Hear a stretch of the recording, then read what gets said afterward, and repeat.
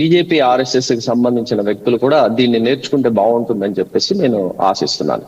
వాస్తవంగా చూసేటట్టయితే ఈ బెంగాల్లో సామధాన భేద దండోపాయాలను ఉపయోగించి ఏదో ఒక విధంగా తప్పనిసరిగా మమతా బెనర్జీ దగ్గర నుంచి అధికారాన్ని గుంజుకోవడం కోసం ఆర్ఎస్ఎస్ బీజేపీకి సంబంధించిన శక్తులు చేయని కుయుక్తులు లేదు, దిగజారిపోయిన ఇంకా అంతకన్నా కింద స్థాయికి దిగజారిపోయే పరిస్థితి లేని విషయాన్ని మనం గమనిస్తున్నాం.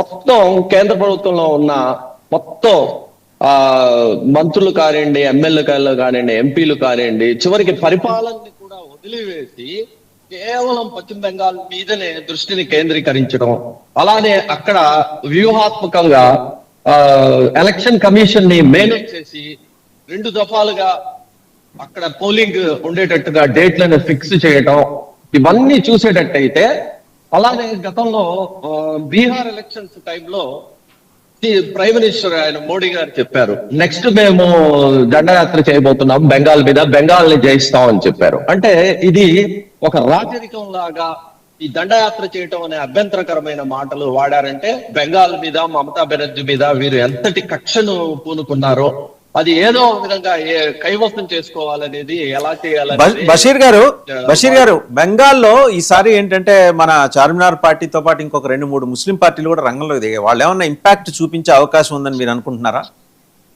నాకు ఉన్న సమాచారం మేరకు ఈ ఆర్ఎస్ఎస్ బీజేపీకి సంబంధించిన క్లోనింగ్ బదర ఎంఐఎం పార్టీకి సంబంధించి ఏ విధమైనటువంటి ఇంపాక్ట్ ఉండదు అనేది నాకు గ్రౌండ్ లెవెల్లో అందిన సమాచారం ప్రకారంగా ఉంది. ఎందుకంటే ప్రజలు గ్రహించారు ఎంఐఎం అనేది బీజేపీ ఆర్ఎస్ఎస్ కి సంబంధించిన పార్టీ, బీజేపీ ఆర్ఎస్ఎస్ కనుసైగల ప్రకారం ఎంఐఎం పనిచేస్తూ ఉంటుందని చెప్పేసి భావించారు. కాబట్టి ప్రజలు తిరస్కరించే పరిస్థితి కనపడుతూ ఉంది, ఓటర్లు తిరస్కరించే పరిస్థితి కనపడుతూ ఉంది పశ్చిమ బెంగాల్లో.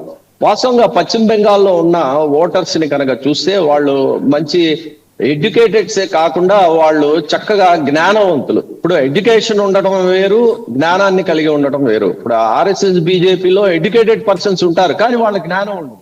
దానికి వైస్ వర్సాగా చూసుకుంటే గనక మీరు కేరళలో కానీ పశ్చిమ బెంగాల్లో కానీ ఎడ్యుకేటెడ్ పర్సన్స్ ఉంటారు, వాళ్ళకి జ్ఞానం ఉంటుంది.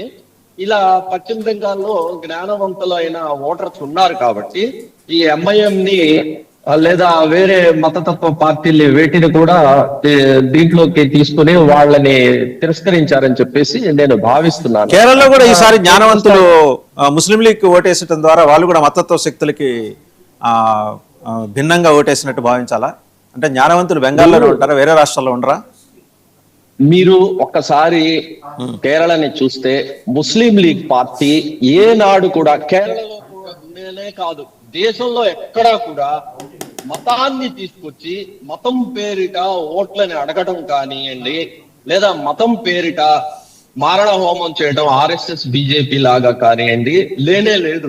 మీరు ఒకసారి మా చరిత్ర మొత్తం, స్వాతంత్రం వచ్చిన తర్వాత చరిత్ర మొత్తాన్ని కనుక గమనించేటట్టయితే 100కి 100 పాళ్ళు భారత రాజ్యాంగాన్ని పాటించి ప్రజాస్వామ్య విలువల్ని పాటించి మేము ముస్లిం లీగ్ పార్టీగా మేము పనిచేస్తున్నాం. కానీ ఏనాడు కూడా మీరు బాబ్రీ మస్జిద్ టైంలో కూడా, ఆ వివాదం టైంలో, ధ్వంసం చేసిన టైంలో కూడా చూసేటట్టయితే ఏనాడు కూడా ముస్లిం లీగ్ పార్టీ మతపరమైన అంశాలను రేకెత్తించి దాడులు చేయండి అని చెప్పి పిలుపునిచ్చింది లేకపోగా, మేము శాంతియుతంగా ఉండాలి, ప్రజాస్వామ్యబద్ధంగా ఉండాలి, అలానే రాజ్యాంగాన్ని పాటించాలి అని చెప్పి మేము పిలిపించిన సందర్భం ఉంది. కాబట్టి మమ్మల్ని మతానికి సంబంధం లేకుండా ప్రతి చోట కూడా ప్రజలు, ఓటర్లు అపూర్వంగా మమ్మల్ని ఆదరించే పరిస్థితి కనపడుతుంది. మీరు చూడండి, కేరళలో చూస్తే ఒక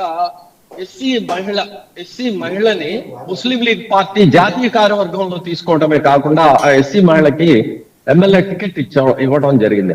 అలానే ఇంకొక ఎస్సీ నిలబడితే ఆయన ఇండిపెండెంట్ గా నిలబడ్డా సరే ఆయన గెలుస్తాడు, ఆయన్ని గెలిపియాలి, ఎస్సీస్ యొక్క వాయిస్ ని సభలో వినిపించాలనే ఉద్దేశంతో ఆయనకి ముస్లిం లీగ్ పార్టీ తన అభ్యర్థిని నిల్చోబెట్టకుండా ఆయనకి మద్దతు ప్రకటించింది ఉంది. మరి దీనికి విరుద్ధంగా కనుక చూస్తే ఈ బీజేపీ ఆర్ఎస్ఎస్ ఒక్క ముస్లిం అభ్యర్థికి దేశం మొత్తం మీద ఒక ఎంపీ కానీ లేదా ఒక ఎమ్మెల్యే టికెట్ కానీ ఇచ్చిందా అని చెప్పి నేను ప్రశ్నిస్తున్నాను. అలానే వాళ్ళ జాతీయ కార్యవర్గంలో కానీ రాష్ట్ర కార్యవర్గంలో కానీ ఒక ముస్లిం అభ్యర్థి కానీ, ఒక ముస్లిం కానీ, ఒక క్రిస్టియన్